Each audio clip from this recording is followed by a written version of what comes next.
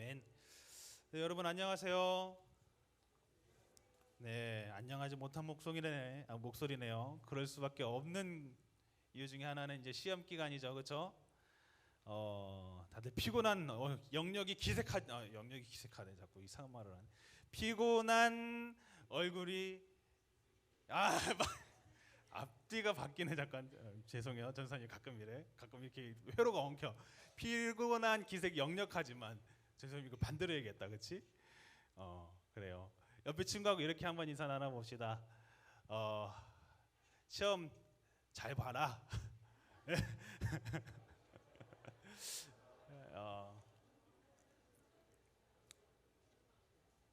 그래요. 시험 기간인데 그럼에도 불구하고 예배 자리에 나온 여러분들을 진짜 환영하고 축복합니다. 지금 이 자리에 이 순간 매번 그런 것 같아요. 하나님이 기뻐하시는 자리가 어딘지를 기억하고 그 자리에 있는 게 가장 중요한 것 같거든요.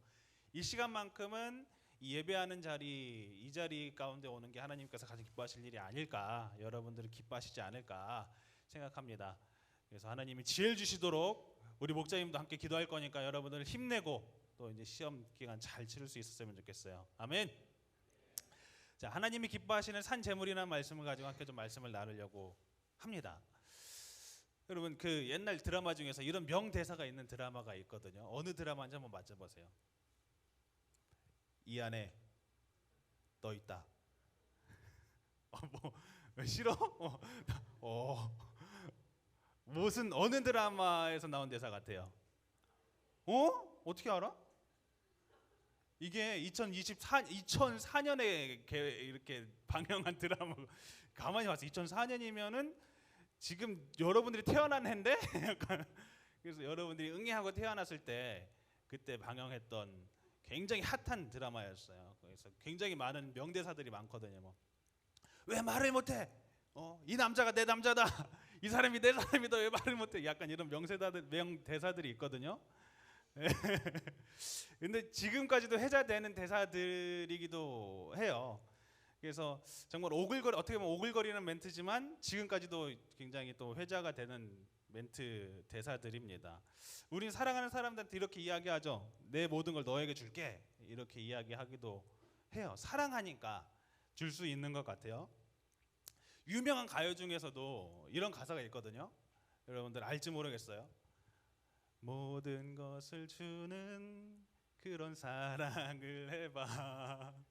받으려고만 하는 그런 사랑 말고 사랑을 할 거야. 이런 우리 목자님들만 알아. 지금 다들 뭐야? 왜 저래 지금? 약간 분위기가 진짜 굉장히 갑분싸거든요. 목자님들만 지금 이렇게 뻥긋뻥긋 부르시고 다 굉장히 녹색지대라는 여러분 핫한 굉장히 가요 톱10에 나왔던, 미안해 되게 옛날 사람이다 그렇지? 가요 톱10 언제 적 거야? 그렇다고 전사님이 아머퀸카 이럴 순 없잖아. 그렇지? 이 자리에서 전사님이 가만히 생각하는데 왜 이렇게 이 자리에 서면 목사님들이 그렇게 고전 가요를 할까? 근데 전사님도 어쩔 수 없나 봐. 늙어가나 봐. 되게 옛날 노래가 되게 좋은 가사들이 많거든요. 이게 늙어가는 게 아닐까 이런 생각이 좀 들어요. 근데 아무튼 확실한 거는 사랑하니까 어떻게 줄 수 있는 거예요. 모든 것을 주는 건 사랑을 해봐. 받으려고 하면 하는 그런 사랑 말고, 이런 사실 사랑하면은 계속 주고 싶거든요. 부어주고 싶거든요. 사랑하니까 희생하고 싶고, 사랑하니까 내어주고 싶고, 사랑하니까 내가 좀 안 먹어도 괜찮아. 사랑하니까 내가 먹을 것을 다른 사람한테 주고, 내가 사랑하는 연인이나 내가 사랑하는 자식한테 주고. 전사님 냉장고에 아이스크림을 가끔 이렇게 채워 넣거든요. 가끔씩 전도사님이 먹으려고 이렇게 찝어놓은 아이스크림을 애들이 갖고 갈 때가 있어. 어떻게 할까? 처음에는 삐질 뻔했어요. 야, 넌 왜 아빠가 꼭 먹으려고 갖고 온 거 네가 꼭 먹냐? 이렇게 한 소리 했어. 그러다가 내놔 이랬을까? 네?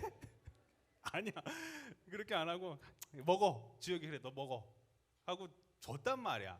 내가 먹을 건데도 불구하고 이렇게 주는 것이 사랑인 것 같아요. 마찬가지 하나님께서도 우리를 사랑하시기 때문에 그 십자가에서 우리를 위해서 어떻게 하셨어요? 목숨을 내어 주셨죠. 그럼 한 가지 묻고 싶어요. 여러분들은 하나님을 위해서 어디까지 드리고 있느냐? 한번 좀 묻고 싶어요.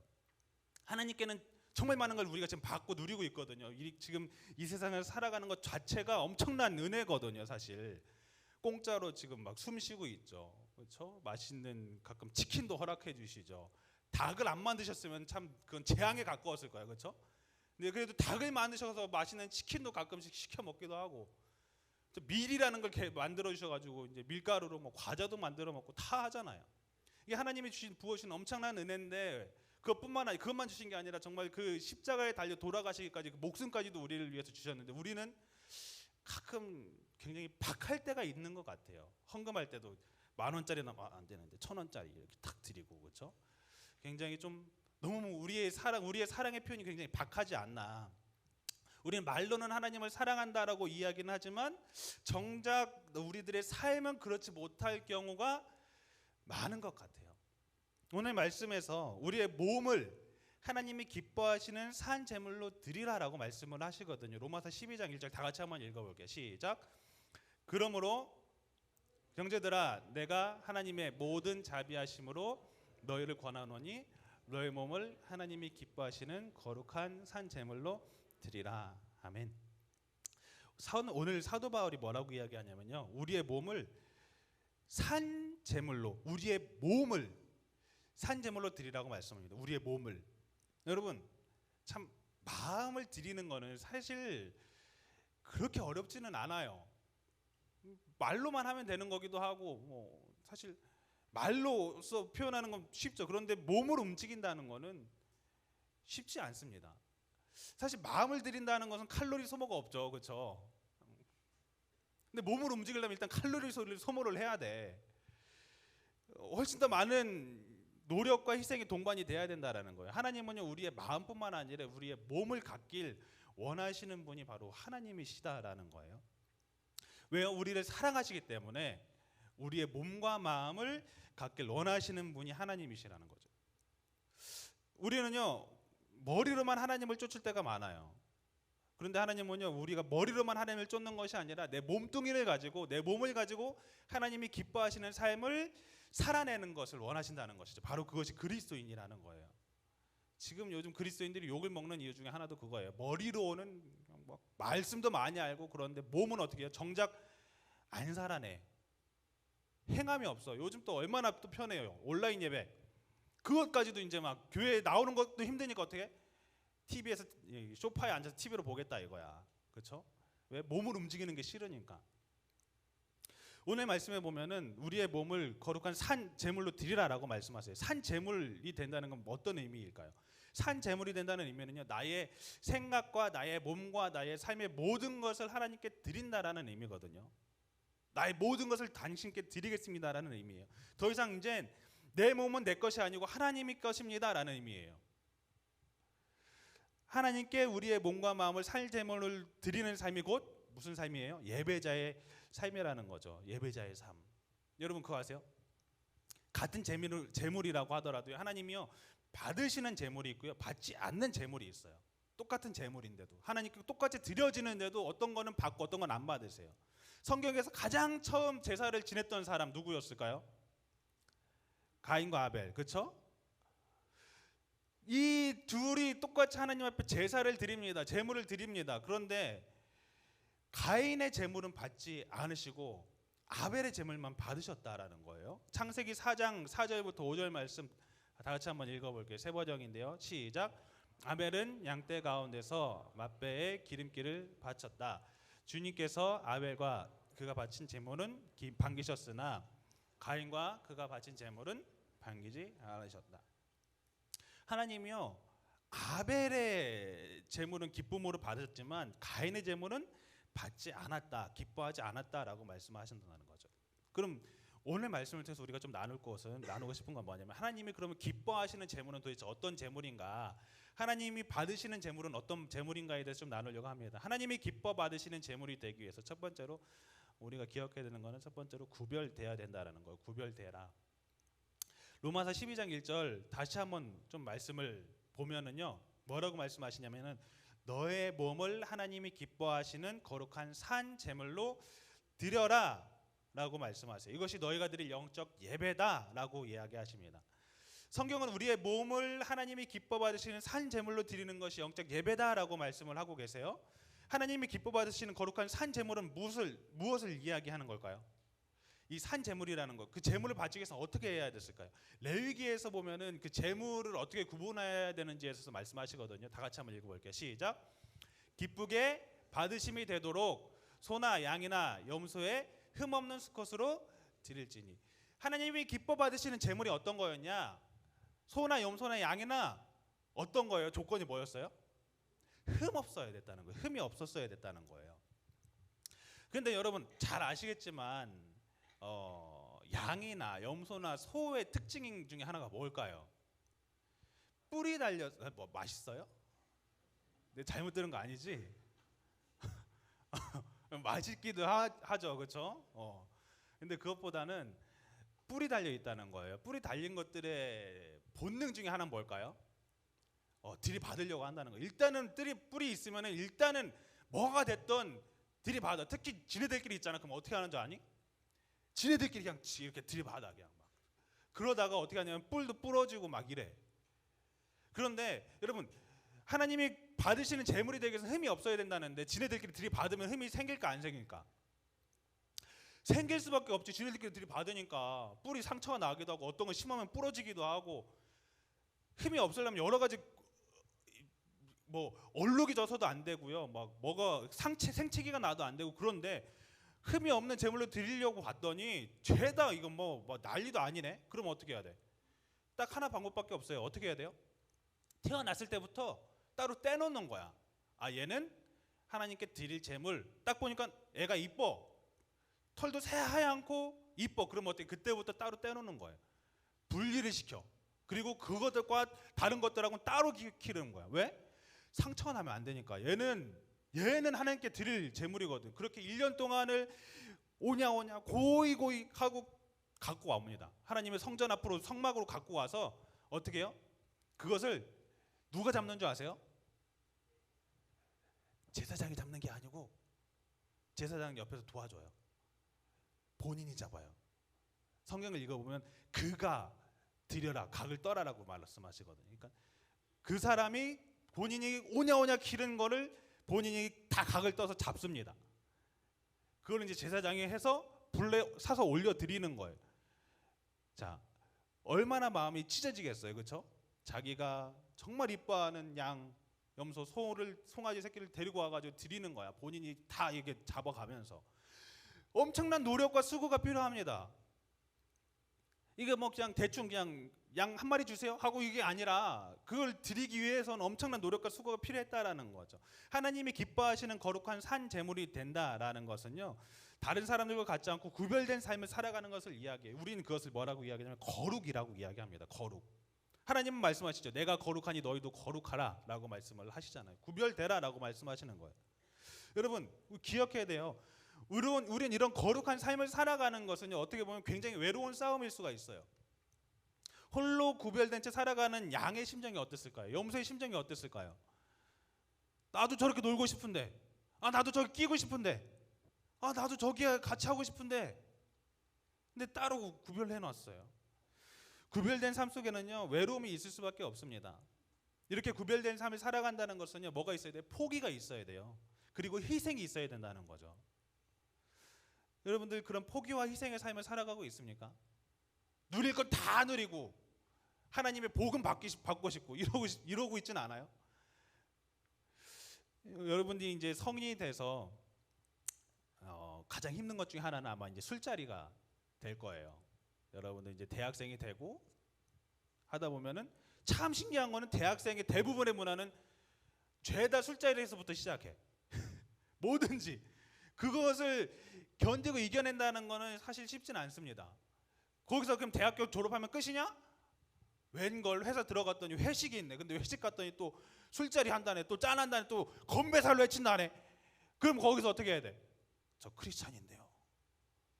이러면 또 난 집사야 이 양반아 이러면 그때부터 이제 갑분싸 되는 거지. 그러면 그때부터 막 나 혼자 거룩한 척 하는 건가? 그럼 난 어떻게 해야 되지? 막 뭐 엄청난 싸움이 있을 거예요, 여러분들. 그런 싸움을 우리 목사님들이 지금 하고 계시거든요.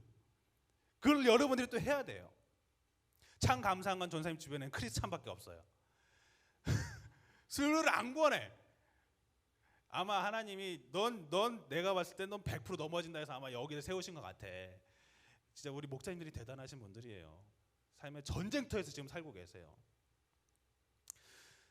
여러분, 하나님께서 우리에게 말씀하셨어요. 너희는 술 취하지 말라라고 말씀하셨기 때문에 술 취하지 않는 삶을 살기 위해서 막 싸우는 거거든요. 나의 기쁨을 쫓는 것이 아니라 하나님이 기쁨을 쫓는 삶이 곧 거룩이라는 거예요, 여러분. 나의 쾌락을 위한 삶이 아니라 내가 어떻게 하면 기쁠까가 아니라 어떻게 하면 하나님이 기뻐하실까. 하나님이 기뻐하시는 재물, 그 거룩한 삶을 살아가는 사람의 모습이라는 거죠. 하나님은 왜 우리에게 이런 구별된 삶을, 거룩한 삶을 살라고 이야기하셨을까요? 전사님이 전에 한번 이야기했던 것 같아요. 썩은 사과의 법칙 이야기했던 것 같아요. 뭔지 알죠, 여러분? 과일 같은 거 집에서 놓고 먹다 보면은 꼭 하나 정도는 멍드는 게 있거든. 통 떨어뜨려서 멍들잖아. 그리고 이거 놓잖아. 그럼 어떻게 돼? 그게 썩어. 멍든 데부터 썩기 시작한다. 그런데 더 놀라운 건 뭔지 아니? 그 멍든 거를 먼저 빨리 먹거나 빨리 치우지 않으면 걔가 썩기 시작하는데 그 옆에 있는 사과도 어떻게 돼요? 같이 썩어요. 곰팡이가 같이 나. 그래서 하나만 빨리 도려내서 빨리 빼냈으면 됐는데 그걸 안 도려내잖아. 그러면 그 사과 전체가 다 썩어버린다니까. 초파리 날리고 난리도 아니야. 여러분, 하나님께서 우리에게 거룩한 삶을 살라고 하는 이유는 뭐냐면요, 그것을 그대로 두면 썩기 때문에 그래요. 이미 죄악으로 물든 세상 속에서 하나님은 우리마저 썩기를 원치 않으신다라는 거죠. 여러분들만큼은 정말 거룩한 삶을 살았으면 좋겠습니다. 구별된 삶을 살았으면 좋겠습니다. 아멘. 요즘 청소년들 욕을 정말 찰지게 합니다. 아주 그냥 기가 막혀. 욕이 입에 착착 붙어. 그냥 야, 쟤는 욕을 아주 그냥 옆에서 듣잖아. 막 18 하면서 막 한국 사람처럼 욕이 다양한 민족도 없어. 일본은 욕이 바가야로 이거밖에 없대. 근데 한국은 욕이 그냥 막 말하잖아. 그러면 1시간 동안 욕을 할 수 있어. 세상에 욕을 그냥 다양하게. 그것도 막 지역별로 욕도 달라. 막 얼마나 무서운지 몰라. 정말 전투적인 민족이거든요. 근데 여러분, 청소년들이 욕하는 거 들어봐. 그러면은 욕하는 친구들하고 같이 있잖아요. 일주일만 같이 있잖아요. 그럼 어느 순간 나도 모르게 어떻게 돼? 욕을 해. 왜? 안 하면은 무시당하는 것 같거든. 나 욕 안 하면은 여기서 왠지 약해 보여. 욕 안 하는 사람이 왠지 찐따 같고 욕 안 하면은 잘 안 나가는 것 같아. 그러면 그때부터 욕을 하기 시작하는 거야. 누가 욕 잘하나 배틀처럼 막. 전사님 욕 잘하게 생겼어요? 못하게 생겼어요? 에? 전사님 욕 못해. 진짜 전사님 욕 못해요. 욕을 안 해버릇하니까 나중에 욕이 안 나와. 아이씨밖에 못해. 여기까지는 못해. 아이씨 해야 되는데 거기까지는 못 나가. 왜요? 그렇게 살다 보니까. 여러분, 거룩한 삶이라는 것은요, 그렇게 내가 좀 뭔가 안 하려고 노력하는, 포기하려고 하는 게 필요합니다. 여러분들이 먼저 친구들 사이에서도 욕을 안 해버릇 한번 해보세요. 막 달라지기 시작할 거야. 그 사람 하나로 달라지기 시작해. 여러분, 하나로 인해서 썩기 시작하는가 하면 한 명으로 인해서 그 공동체가 바뀌기도 해요. 전도사님이 참 놀라운 거는 집에 쌀벌레가 막 요즘 최근에 생기기 시작한 거야. 근데 쌀벌레가 생기기 시작하면 못 막아. 이거 한 마리 잡아도 이거 다 어떻게 못 하는 거야. 그래서 검색해봤지. 쌀벌레 잡는 거 했더니 마늘 얘기가 나오는 거야. 마늘을 그 쌀벌레가 있는 쌀통에 넣으래. 근데 진짜 신기한 건 뭔지 아니? 마늘 넣으니까 어떻게 된 줄 알아? 그 안에 있는 쌀벌레들이 다 이렇게 죽어 있더라고. 깜짝 놀랐어요. 그래서 생각했지. 이게 거룩한 사람의 영향력인가? 그걸 보면서 그 한 사람을 인해 어떤 한 사람을 위해서 공동체가 썩는가 하면 어떤 한 사람을 위해서 공동체가 살아나기도 합니다. 여러분들이 그런 사람을 살리는 역할을 했으면 좋겠어요. 썩은 사과 같은 사람이 아니라 여러분 한 사람을 통해서 그 학교의 분위기가 바뀌고 여러분 한 사람을 통해서 그 집의 분위기가 바뀌었으면 좋겠어요. 와, 우리 아들이 있으니까 막 다들 화기애애하고 웃고 웃을 일이 많고 막 그러네. 그게 뭐예요? 그게 구별된 사람의 모습이라는 거예요. 하나님이 원하시는 사람. 그렇게 구별된 삶을 살아가는 것, 그렇게 산 제물로 드리는 것이 영적 예배다라고 말씀합니다. 그렇게 살아가는 것이 곧 영적인 예배다. 여러분, 예배라는 게요, 기억해야 되는 건 어느 특정한 장소에서만 드리는 것이 예배가 아니에요. 분당에서 10시에 412호에서 드리는 게 그것만이 예배가 아니라고요. 이 자리에서만 드려지는 게 예배가 아니라 예배는요 곧 여러분들의 삶이에요. 여러분들의 삶이 곧 예배라고요. 그래서 여러분들의 삶을 통해서 하나님이 영광 받으시고요, 여러분의 삶을 통해서 하나님이 기뻐하신다고요. 그래서 예배자의 삶이라는 것은요, 예배 자리를 지키는, 이 자리만 지키는 게 아니라 여러분의 삶이 곧 예배의 자리, 예배의 삶이 되는 것이 예배자의 모습입니다. 그것이 우리가 드릴 영적 예배의 의미라는 거죠. 우리가 그런 청소년들이 되길 소망합니다. 아멘. 두 번째로 하나님 기뻐 받으시는 제물을 위해서 필요한 것은요, 분별하라라는 거예요. 분별. 로마서 12장 1절 다 같이 한번 읽어볼게요. 시작. 너희는 이 세대를 본받지 말고 오직 마음을 새롭게 함으로 변화를 받아 하나님의 선하시고 기뻐하시고 온전하신 뜻이 무엇인지 분별하도록 하라라고 말씀합니다. 그럼 전사님이 이제 거북이 키운 지 꽤 됐잖아요. 엄청 컸어요. 그래서 좀 걱정이에요. 수명이 60년이라는데 전사님이 이걸 봉양을 할 용기가 안 나. 얘네들 60년 동안 내가 먹여 살려야 되나. 그래서 어떻게 해야 되지? 당근에다 빨리 내다 팔까. 진짜 그래도 이제 가족이라고 좀 정이 들었어. 그래서 먹이를 주려고 하면 이제 막 다다다다다 해서 막 올라오거든. 그런데 진짜 신기한 거는 가끔씩 이렇게 물을 갈아줘야 되거든요. 아니면 스포이드로 이렇게 똥이 조그맣게 싸요. 굉장히 조그맣게 쌀알만하게 녹색 쌀알만큼 싸거든요. 그걸 스포이드로 뿅뿅뿅뿅뿅 해가지고 이제 버려줘야 돼. 안 그러면 물이 더러워지니까. 근데 안 치우는데도 가끔씩 똥이 안 보일 때가 있다. 그래서 똥을 안 쌌나 아니면 애들이 치웠나 했는데 애들한테 물어. 주아야 여기 똥 치웠냐? 아니요. 이러는 거야. 그럼 얘들 똥을 안 쌌나? 그 미스터리가 풀렸잖아. 어떻게 된 걸까? 그 거북이 먹이가 쌀알만하게 생겼거든. 녹색이거든. 근데 거북이 똥도 쌀알만한 녹색이야.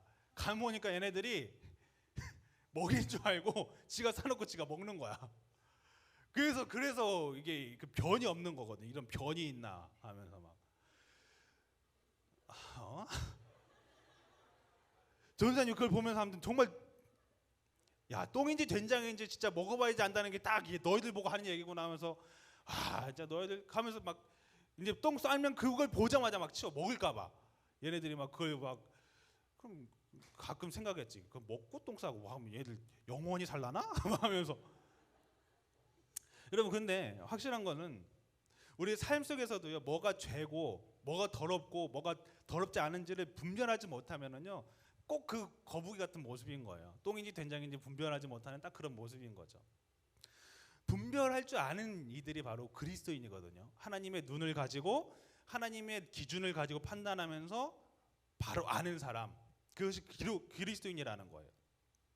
무엇이 죄고 무엇이 죄가 아닌지에 대한 기준이 분명해야 됩니다. 그것이 바로 뭐냐, 하나님에 대한 잣대예요. 세상의 잣대가 아니라 세상은 된다고 해도 하나님이 안 된다고 하면 그건 안 되는 거예요. 우리 신앙 공동체에도요 죄의 전염병으로 물들 수도 있습니다. 썩어버릴 수도 있어요. 우리가 바로 기준을 잡고 분별하지 않는다면은. 사단이 가장 쓰는 무서운 방법 중에 하나가 뭔지 아세요? 바로 이 죄를요 문화로 만들어 버리는 거예요. 문화가 뭐죠? 다른 사람 다 같이 하는 거거든. 옆에 사람 하니까 나도 하고 싶어져. 저 정도 하니까 괜찮은 것 같아. 저건 죄라고 생각했는데 TV에서 나오네. TV에서 저렇게 하니까 괜찮은 건가 보다 하고 인식하기 시작해. 요즘 정말 무서운 게 뭐냐면 음란함의 수준이요 이제는 정말 극이 달하고 있는 것 같아요. 옛날에는 TV에서 뽀뽀하는 것도 안 나왔거든. 얘들아 뽀뽀만 나와도 와 이랬어. 엄마가 보지 말라고. 야 TV 보지 마. 야 남사스럽게 하면서 막. 요즘은 뽀뽀 정도 엄마 왜 그래 뽀뽀 가지고 이러거든. TV에서 나오는 노출 정도가 이제는 도를 넘어섰어요. 깜짝깜짝 놀래고 보면서 이게 TV에서 나와도 되는 건가 싶을 정도의 막 노출이 나옵니다. 그럼 우리는 어떻게 생각하죠? 저 정도는 괜찮나 보다. 나중에 면역력이 생겨요. 저 정도는 야지도 않은데 왜 그런지. 엄마 아빠는 진짜 되게 유별나네 이렇게 생각한다는 거. 왜 그래요? 문화가 돼서 그래요. 문화가. 어느 순간 내 눈이 적응되고요, 내 마음이 적응되고요, 어느 순간 그것이 죄다 음란함이다라는 것에 대한 분별력이 없어진다는 거죠. 여러분 가장 무서운 질병이요 어떤 질병인 줄 아세요? 아픈 질병이 아니에요. 안 아픈 질병이 무서운 거예요. 왜요? 아픈 것은요, 아프면 병원 달려가서 낫게 해달라고 하거든요. 근데 안 아프면은요, 내가 죽는지 사는지 몰라. 그게 대표적으로 암이죠. 암이 무서운 게, 암 자체는 그렇게 무서운 게 아니래요. 조기에 발견하면 거의 다 치료된대요. 근데 무서운 이유가 뭔지 아세요? 안 아파요. 암덩어리가 진짜 주먹만하게 자라야지 막 그때서 이상하다 갔더니 막 암세포가 온몸에 퍼졌다고 이야기하거든요. 여러분, 죄가 이렇습니다. 죄가 어느 내 몸을 죽이고 있는데도 죽이는지 모릅니다. 그리고 나서 어떻게 나중에 알죠. 다 병들고 나서야 야, 이게 아니었구나. 이 시대를 살아가면서 무엇이 죄고 무엇이 죄가 아닌지 분별할 수 있는 눈이 있어야 됩니다. 그런 그리스도의 눈이 여러분들에게 있길 소망합니다. 아멘. 마태복음 10장 16절에 이렇게 말씀을 해요. 다 같이 한번 읽어볼게요. 시작. 보라, 내가 너희를 보냄이 양을 이리 가운데 보냄과 같도다. 그러므로 너희는 뱀같이 지혜롭고 비둘기같이 순결해라. 야, 내가 너희들을 이 세상에 보내는데 진짜 너무 불안하다. 이 세상은 진짜 음란하고 완전 난리인데 너희들이 기준을 잡지 못하고 분별하지 못한다면 너희들은 넘어질 수밖에 없다. 그러니까 뱀같이 지혜롭고 어떻게 해요? 비둘기같이 순결해라. 이거 그리스도인의 모습이에요. 순결해야 됩니다. 근데 뭐가 있어야 돼요? 뱀같이 지혜로움이 있어야 돼요. 분별할 수 있는 지혜가 능력이 있어야 된다는 거죠. 한 가지 재미있는 실험이 있는 영상이 있거든요. 전사님 여러분들에게는 보여준 적이 없는 것 같아서 한번 영상을 보고 좀 말씀을 이어갈게요. Stop. Pay attention. Take a look at this crowded waiting room. These people may appear to be waiting for the eye doctor, but they're actually waiting for the first test subject in our hidden camera experiment. And here she is, right on time for her 12 o'clock appointment. Hi, how are you doing? This woman thinks she's here for a free eye exam. Have you been here before? No, it's my first time. What she doesn't know is that everyone else in this room is working for us. They'll be with you in just a couple minutes. Today we're running an experiment on social conformity, and the test starts now.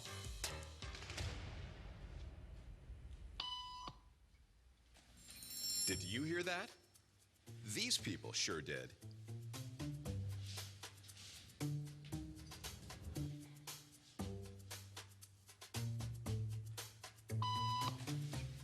It doesn't take long for our test subject to notice a pattern. Beep means stand up. But why? And if you were in her shoes, what would you do the next time the tone sounds? While you might think you make your decisions all on your own, when it comes to peer pressure, all too often, your brain is just following the crowd. Simply because everyone else is. You might be thinking you'd never go along with this. Or would you?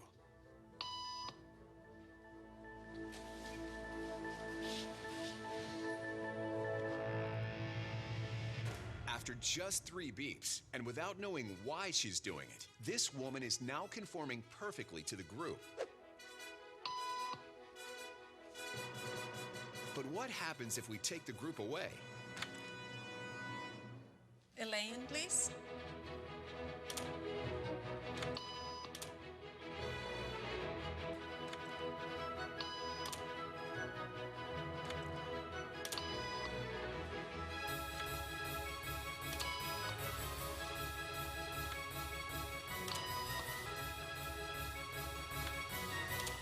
Okay, now she's alone. The crowd is gone and nobody is watching her, except our hidden cameras. What do you think she'll do?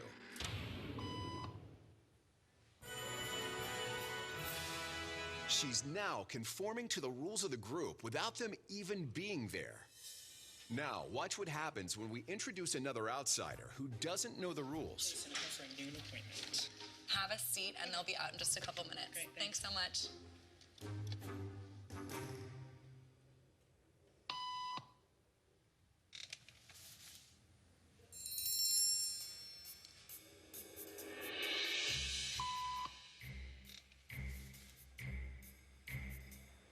Why are we standing Everybody was doing it, so I thought I was supposed to. Think she'll teach the new guy what to do?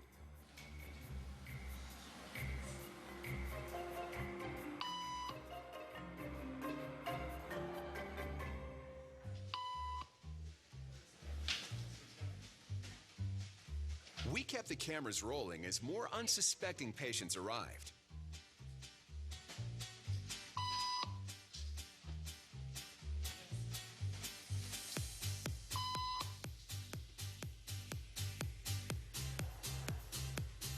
And slowly but surely, what began as a random rule for this woman has now become the social norm for everyone in this waiting room. Here to explain what's going on in their brains is Jonah Berger of the University of Pennsylvania. This sort of internalized form of herd behavior is part of what we call social learning. Starting at a very early age, when we see members of our group perform a task, our brains literally reward us for following in their footsteps. When I saw everybody stand up, I felt like I needed to join them. Otherwise, I'm like excluded. Once I decided to go with it, then I felt much more comfortable. 네, 여러분 재밌죠?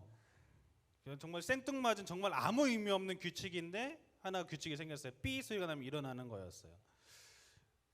왜 일어나는지 모르고 그냥 계속 일어납니다. 근데 더 놀라운 거는 그 다음 사람들도 다 그것을 동조하고 다 같이 한다는 거죠. 왜 하는지 모르고.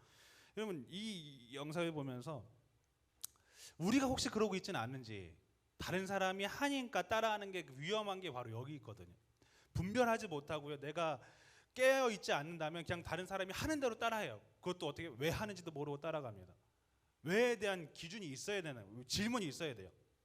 만약 이 실험하는 사람 중에 한 사람만 좀 깨어 있는 사람이 있어라도 간호사한테 찾아가서 왜 하는 거예요? 이거 물어라도 봤으면 좀 뭔가 해답을 찾을 텐데 아무도 왜라고 물어보지 않죠. 그냥 그대로 따라갑니다.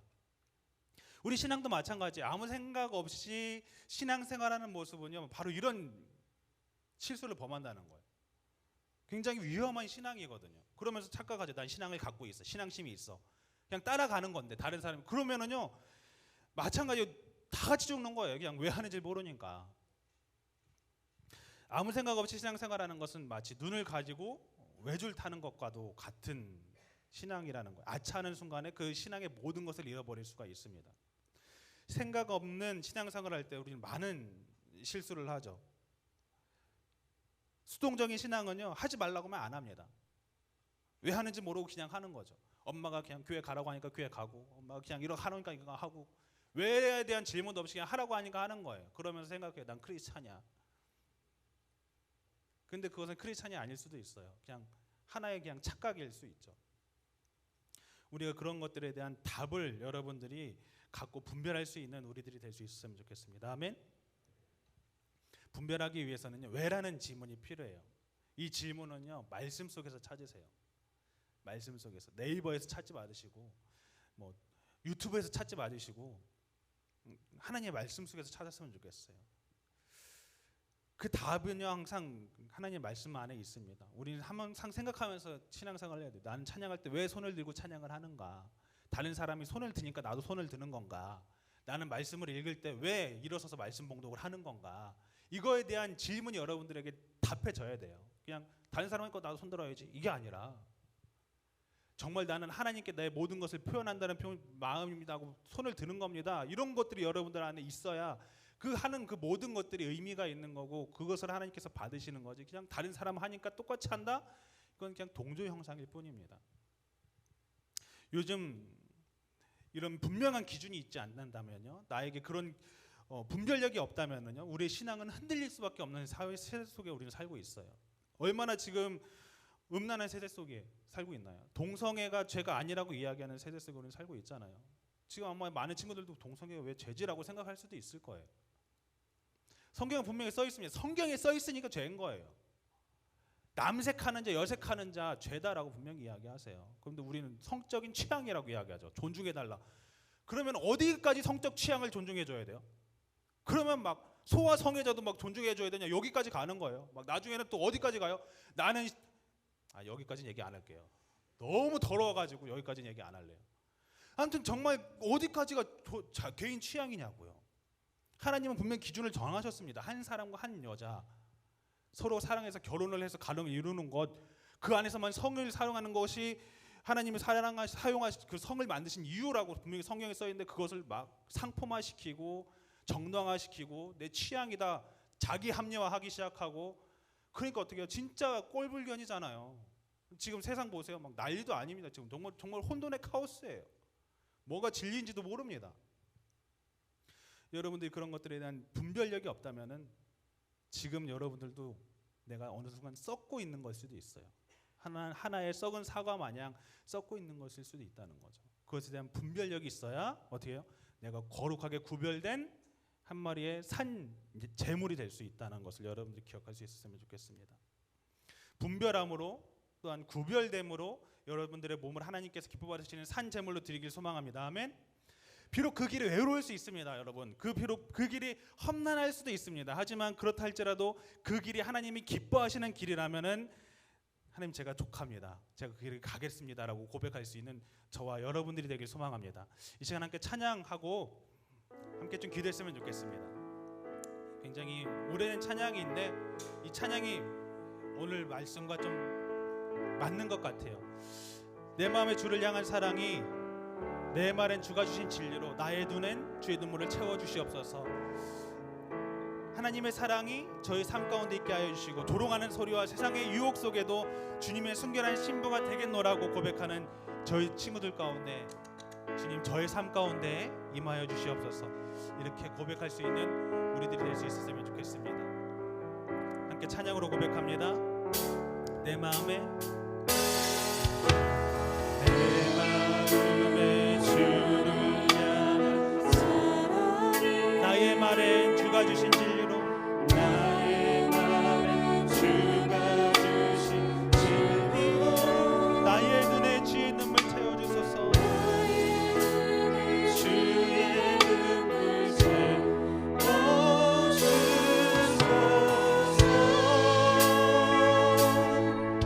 내 입술에서 찬양의 향기가 흘러나게 하시고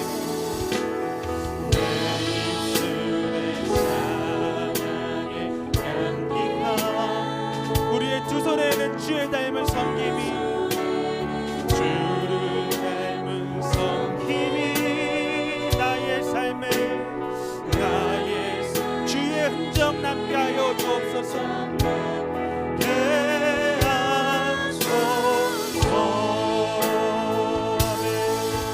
하나님의 사랑이 영원히 함께할 겁니다. 하나님의 사랑이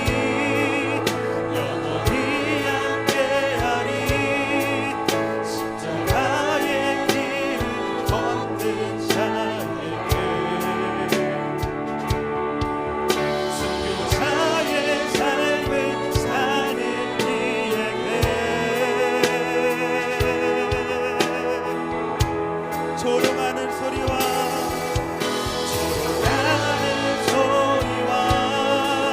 세상 유혹 속에도 주의 순결한 신부가 되리라. 내 생명 주님께 하나님의 사랑이 영원히 함께하리. 하나님의 사랑이 영원히 함께하리. 십자가의 길을 걷는 자에게 순교자의 삶을 사는 이에게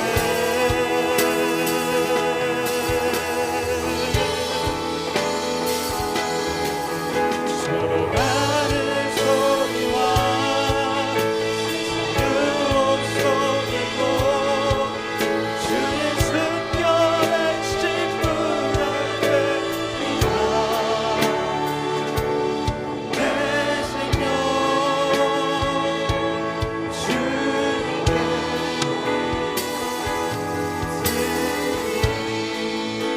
이 시간 짧게나마 좀 기도하기를 원합니다. 하나님, 저희들의 목숨을 주님 앞에 드리겠습니다. 저희는 재물이기 때문입니다. 하지만 주님, 저희가 그러한 일이 주님을 위해 살아가는 일들이 비록 험난하다 할지라도 세상에 조롱이 있다 할지라도 주님 그런 것들을 이겨낼 수 있는 힘을 저에게 더해달라고, 저에게 분별할 수 있는 눈과 귀를 열어달라고 다 함께 주여 한번은 신뢰 다 함께 간구하며 기도하러 나아갑니다. 주여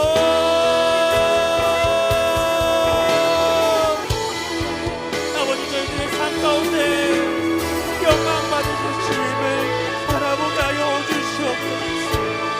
분별되게 하여 주시옵소서. 분별되게 하여 주시옵소서. 분별할 수 있는 눈과 귀를 열어주시옵소서. 아버지 저희들이 생각 없이 주님을 따르는 지들이 되는 것이 아니라 주님 앞에 결단하며 아버지 주 앞에 감으로 나갈 수 있는 주님을 찾아내시고 저희를 붙들어 주시옵소서. 성령이란 주님을 기하며 나아갈 수 있는 성령님께 하여 주시옵소서.